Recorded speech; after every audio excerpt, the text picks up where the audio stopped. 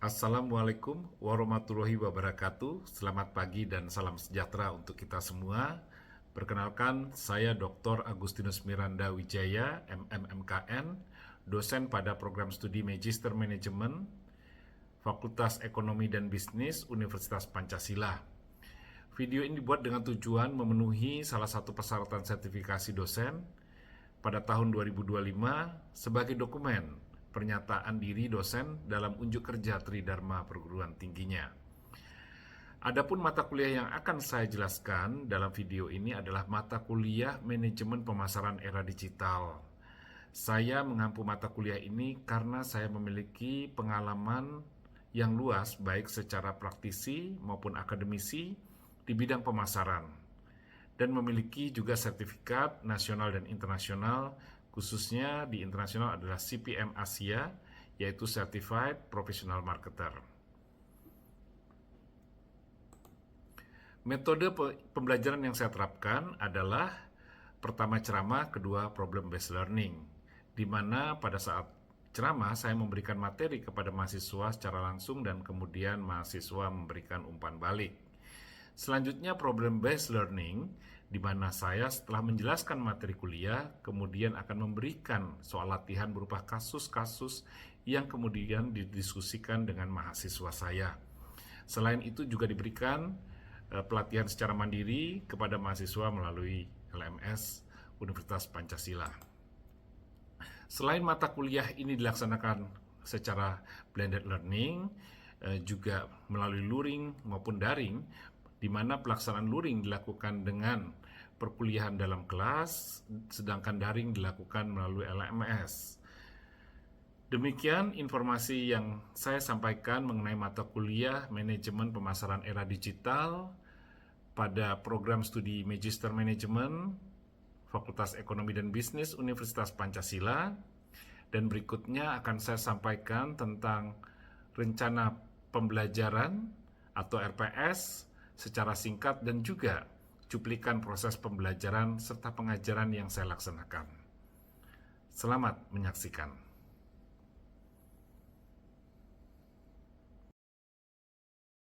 Baik, saya akan menjelaskan tentang rencana pembelajaran semester untuk mata kuliah Manajemen Pemasaran Era Digital.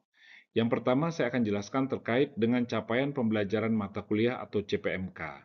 CPMK yang pertama adalah mahasiswa mampu memahami tentang kontribusi teknologi dalam mempengaruhi perkembangan pemasaran. CPMK yang kedua, mahasiswa mampu mengembangkan pemahaman tentang elemen-elemen pemasaran digital dan dampaknya terhadap model serta strategi pemasaran. CPMK yang ketiga adalah bahwa mahasiswa mampu mengembangkan rencana pemasaran digital atau digital marketing plan dan juga mengembangkan model-model penelitian dalam bidang pemasaran.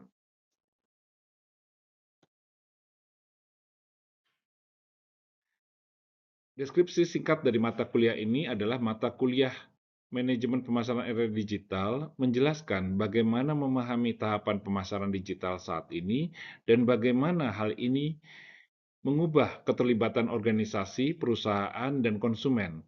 Mata kuliah ini berupaya untuk mengembangkan pemahaman mahasiswa tentang strategi pemasaran yang berpusat pada pelanggan secara online dan membangun kumpulan keterampilan khusus yaitu pemasaran digital. Bahan kajian atau materi yang saya gunakan dalam pembelajaran mata kuliah ini adalah yang pertama, pengertian manajemen pemasaran serta konsep ruang lingkup manajemen pemasaran digital. Kemudian premis-premis pada grand teori pemasaran serta penguasaan pengembangan teori pemasaran. Selanjutnya adalah people dan big data dalam pemasaran, jenis-jenis iklan dan platform periklanan dalam pemasaran digital, serta juga website pemasaran digital.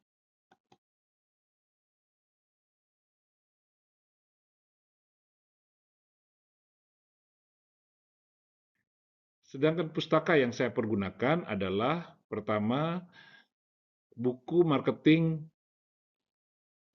4.0, Moving from the Traditional to Digital, karangan Kotler, kemudian juga Digital Marketing All in One, for Dummies karangan Diamond S, kemudian Digital Marketing Strategy, karangan King North, kemudian Digital Marketing in Asia, karangan Yamaguchi, dan E-Marketing, karangan Strauss, serta pendukungnya adalah Marketing Teori karya Hunt.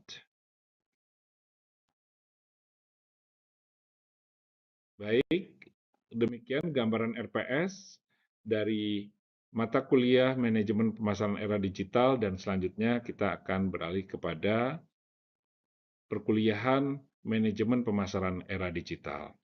Terima kasih.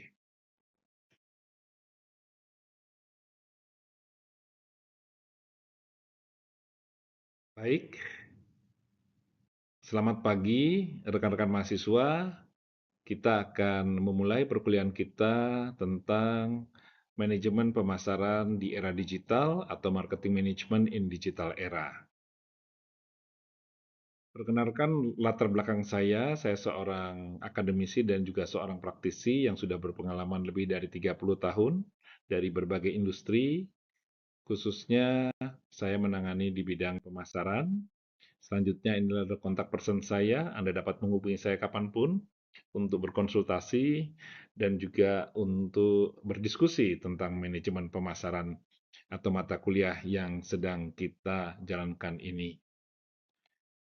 Selanjutnya, pada bagian pertama, kita akan mempelajari tentang pengertian dari marketing management atau manajemen pemasaran. Dan pada chapter 1, kita akan mempelajari terkait dengan definisi marketing pada saat ini, khususnya menghadapi kondisi terkini, ya, new realities, ya, menghadapi kondisi saat ini yang terjadi di dunia pemasaran. Tujuan dari pembelajaran kita adalah yang pertama, mengapa pemasaran itu penting. Yang kedua, terkait juga dengan skop dari pemasaran, kemudian konsep-konsep inti dari pemasaran. Selanjutnya, bagaimana kekuatan-kekuatan yang ada mendefinisikan ya realita baru dalam dunia pemasaran, kemudian juga kekuatan-kekuatan ini bagaimana pengaruhnya juga terhadap konsumen dan perusahaan. Selain itu juga kita akan belajar tentang holistic marketing philosophy dan juga bagaimana tugas-tugas yang harus dilakukan oleh fungsi marketing untuk menciptakan sebuah strategi pemasaran yang berhasil. Sebenarnya fakta pemasaran itu sudah dimulai ratusan tahun yang lalu, ya, tentunya dengan adanya industrialisasi, dan juga kita sudah melihat bagaimana perusahaan-perusahaan itu tumbuh berkembang dan juga pada akhirnya keluar dari persaingan karena ketidakmampuan mereka melakukan pengelolaan fungsi marketingnya atau fungsi pemasarannya dengan baik. Pemasaran merupakan salah satu fungsi bisnis, harus diingat, selain fungsi bisnis lainnya, yaitu fungsi keuangan, fungsi sumber daya manusia, dan fungsi operasional, serta fungsi sistem informasi. Jadi, bagian dari fungsi bisnis perusahaan yang harus ada dalam perusahaan. Selain itu juga kata dari manajemen pemasaran atau marketing manajemen, tentunya kita harus juga memahami fungsi manajemen itu sendiri, yaitu adanya konsep bahwa manajemen itu menjalankan sebuah fungsi yang terdiri dari perencanaan, kemudian pengarahan, kontrol, dan juga action. Kita lanjutkan, apa itu marketing? Kita lihat lagi, ya, marketing itu dibangun ya dari sebuah kebutuhan dan keinginan, dan juga didukung dengan buying power yang menciptakan demand. Jadi dalam marketing itu konsep dasar ini kita harus mengerti, need dan want ini, ya. Jadi kenapa ada penawaran akan barang dan jasa, ada pemasaran, karena adanya kebutuhan dan keinginan yang didukung kekuatan pembelian atau buying power, ya, daya beli. Kemudian itu menciptakan demand yang harus dipenuhi oleh perusahaan untuk menciptakan nilai baik bagi perusahaan dalam bentuk profit, revenue, ya, kemudian juga bagi konsumen dalam hal pemenuhan kebutuhan.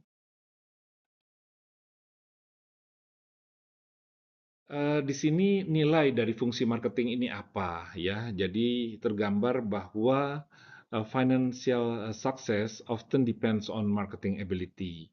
Jadi kesuksesan finansial perusahaan itu sangat tergantung ya, atau sering tergantung, atau bahkan bisa dikatakan sangat tergantung ya pada kemampuan fungsi marketing dalam perusahaan. Mengapa?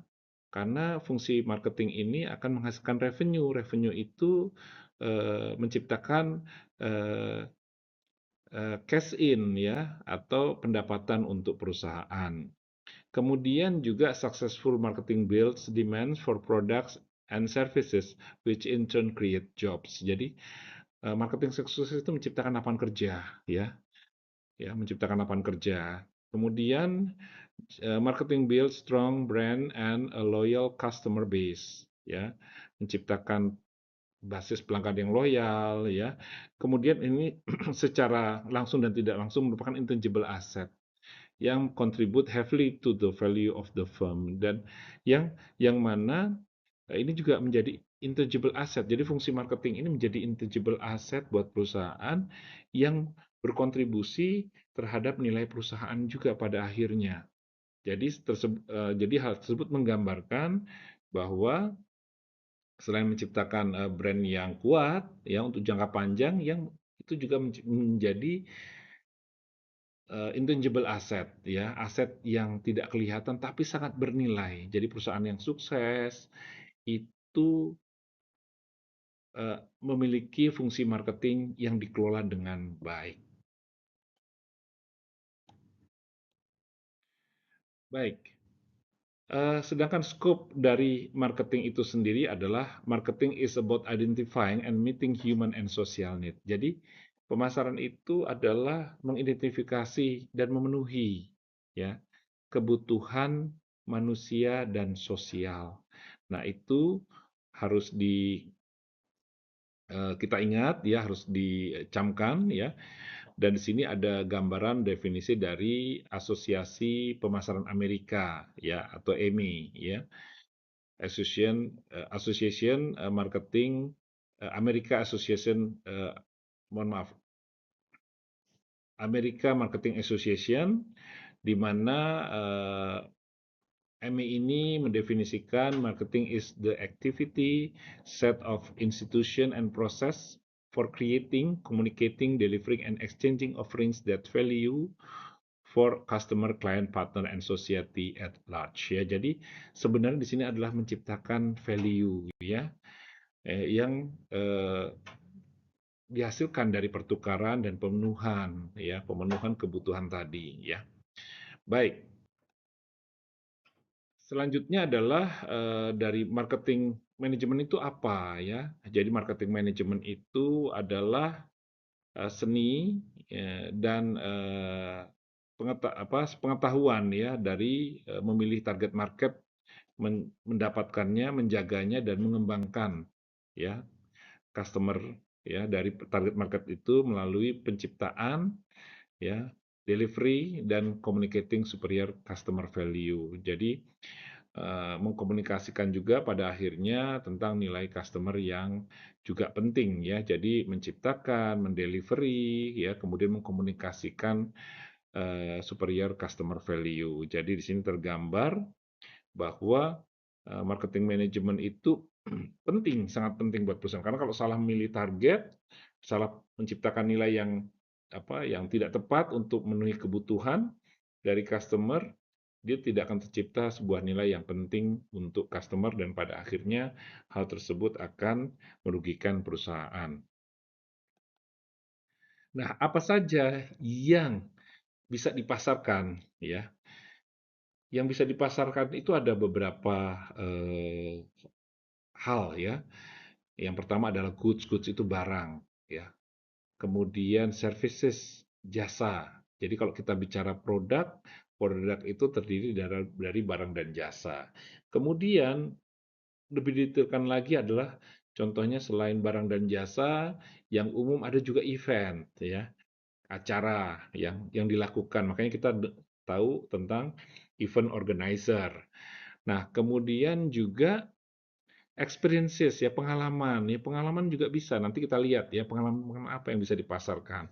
Kemudian person, person ya, orang juga bisa dipasarkan ya. Pemilihan presiden misalnya itu milih orang, pemilihan anggota DPR milih orang, pemilihan ketua milih orang gitu ya. Baik. Selanjutnya kita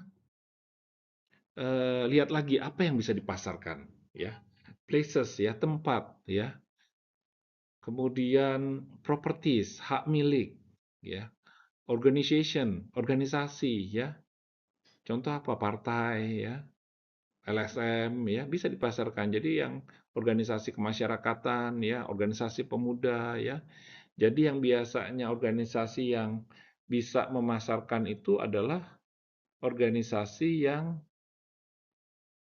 bisa, yang pintar ya, atau yang mampu mengelola pemasaran dengan baik ya, sehingga anggotanya banyak ya.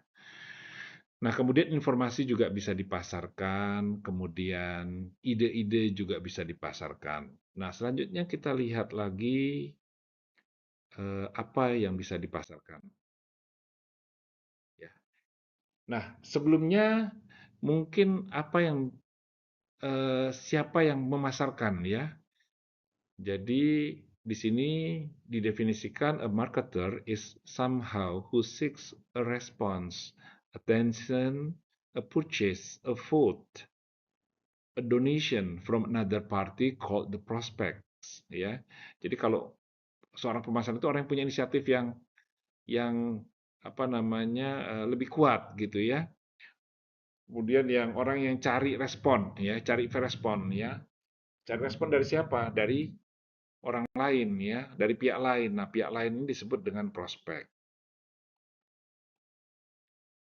Nah, kita mulai tadi apa yang dipasarkan. Yang dipasarkan pertama adalah barang. Kalau barang adalah hal-hal yang berwujud ya. Teman-teman sudah bisa tahu apa itu barang ya, tergambar kalau kita masuk ke apa supermarket ya. Kita lihat nih, ada barang ya. Banyak barang kebutuhan kita ya. Tadi ya, konsep dasarnya adalah needs dan wants. Apa yang kita butuhkan, apa yang kita inginkan gitu ya sebagai konsumen. Dan tentunya harus punya uang ya, didukung oleh kemampuan membeli atau purchase power ya, di sini tergambar. Nah, ada pertanyaan sampai di sini? Semua mengerti? Baik, saya lanjutkan ya. Nah, kemudian selain tadi barang, selanjutnya adalah jasa. Jasa itu apa? Jasa itu adalah kebutuhan-kebutuhan yang tidak yang dipenuhinya dengan cara melalui sebuah layanan ya, tidak kelihatan ya, tetapi kita membutuhkan jasa itu gitu ya. Hal yang tidak kelihatan tapi kita butuh jasa itu. Contohnya apa? Ya, contohnya adalah keterampilan menata rambut ya, karena kita pengennya rambut kita rapi. Jadi kita butuh seorang penata rambut atau kalau saya laki-laki itu seorang barber ya, ahli tukang potong rambut, dan untuk itu saya datang ke barber shop. Nah, untuk apa? Mendapatkan jasa supaya rapi. Menjadi rapi itu sebuah kebutuhan buat saya, gitu. Ya, jadi saya membutuhkan kerapihan itu. Ya, rekan-rekan ya. Jadi tergambar di sini contoh servis ya. Servis yang lain apa? Servis yang lain adalah kesehatan misalnya, ya. Kesehatan itu saya pemeriksaan kesehatan tidak kelihatan apa apa namanya layanan itu gitu ya. Artinya bukan tidak apa kelihatan dalam pengertian eh, kita nikmat, kita apa namanya kita nikmati, tetapi atau kita pegang gitu ya, tetap bisa kita raba, tapi kita rasakan gitu ya. Jadi servis ini kita rasakan. Jadi eh, untuk layanan kesehatan ini kita rasakan bahwa layanan kesehatan saya butuh sehat, ya kebutuhan saya adalah sehat, dan saya ingin mendapatkan layanan kesehatan yang baik. Dapatkan layanan kesehatannya di mana? Di rumah sakit, gitu ya. Nah, kemudian saya juga mau membangun rumah, ya saya mau membangun rumah indah. Saya butuh apa? Jasa konsultasi arsitektur atau kontraktor bangunan. Nah, itu juga jasa, ya. Kemudian eh, rumah makan masuk mana? Rumah makan masuk ke jasa juga, ya. Jasa, karena rumah makan itu mengolah barang mentah menjadi barang jadi yang kita nikmati. Ya, jadi jasa rasa rumah makan itu yang kita nikmati sebenarnya, ya. Rasa masakan di rumah makan. Jadi contohnya kita kalau makan tentunya memilih rumah makan yang enak, ya. Pertama, resepnya bagus, kedua apa makanannya enak, kemudian kedua adalah pelayanannya juga cepat, ya. Pelayanan juga sesuai lah. Kalau kita mau bayar mahal, restoran mahal, pasti juga pelayanannya berkelas gitu, ya. Baik, kita lanjutkan. Selanjutnya apalagi yang bisa dipasarkan? Yang bisa dipasarkan antara lain adalah event, ya. Tadi apa acara kegiatan, ya. Makanya ada kita kenal event organizer, ya. Nah, dia memasarkan pertunjukan musik, pameran, ya, contohnya, ya.